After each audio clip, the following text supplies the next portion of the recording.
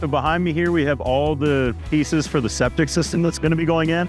As you can see, it's quite a lot. The leach field's going to be all kind of over in this area. Little shed from the old 1800s home next to it is going to be used as a blacksmithing or arts and crafts stage for the homeowners that they want to keep. So that won't be there, but the whole septic system here is going in this area, and that'll be for the entire house. Here on the house, you can see this beam pocket here.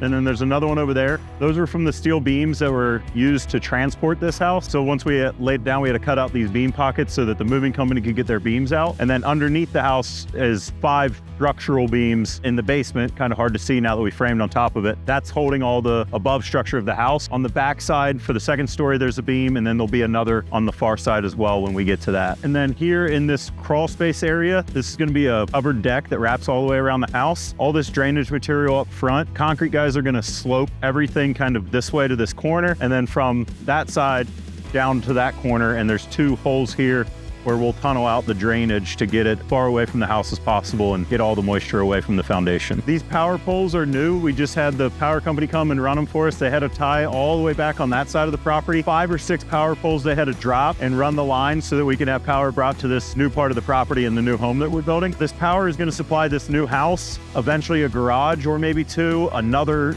cottage style home, and then anything else the homeowner is going to need power for out here. Big car collectors, so probably a lot in the garage and that kind of thing. And then just over behind these trailers a little bit in this general area as well, Monday we're going to be drilling for the well that's going out here, and that'll be Monday, and then maybe Tuesday they'll be done with that, and that'll be our water supply for the new house and cottage and garages and everything else out in this area of the property. Behind me, you can kind of see the front gate that comes into the property here. Right now, there's a temporary just cattle gate up just for protecting the property, keeping people that shouldn't be here out. We have a welder custom making gate for the homeowners. Their property is called Sweetwater, so we found a really good font that the homeowners want to use.